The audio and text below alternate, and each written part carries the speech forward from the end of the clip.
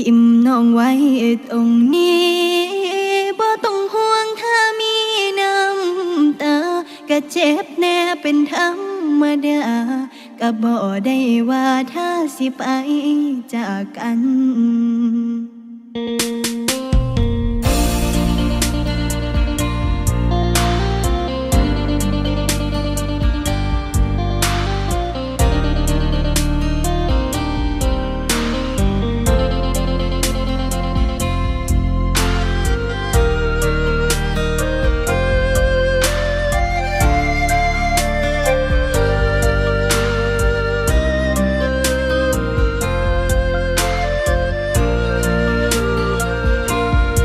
ขอถามแน่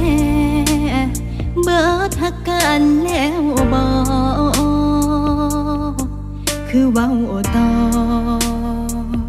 กับเฮาจังสิขอถามแน่สิไปกับเขาอีหลีสิทิมหักที่เคยมีไปแบบนี้สั่นบ่สิไปจากกันอีหลี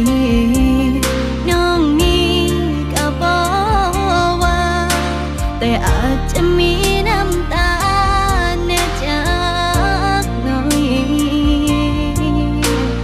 แน่ว่าน้องยังหัก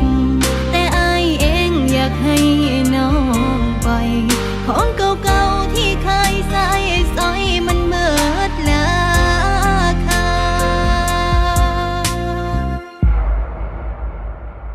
สิทิมกันอีหลีบ่ฮักต่อละทีถ้าคิดว่าเขาดีก็ไปซะทิมน้องไว้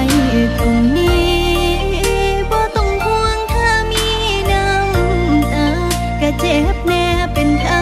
มดาก็บ่ได้ว่าถ้าสิไปจากกัน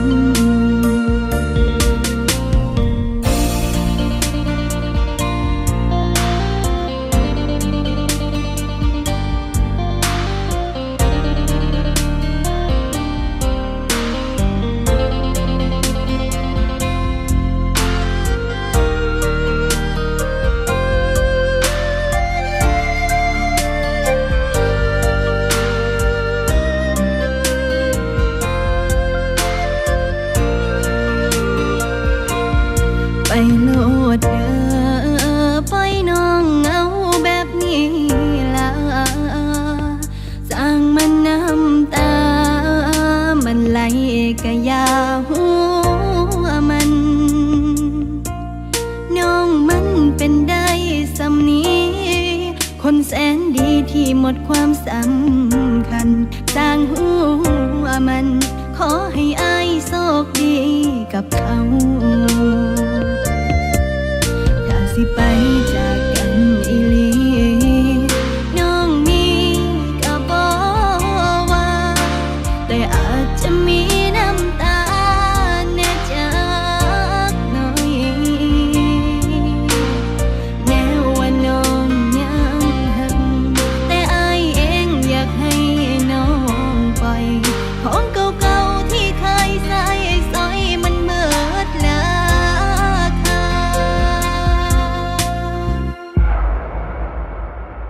สิทิมกันอีหลีบ่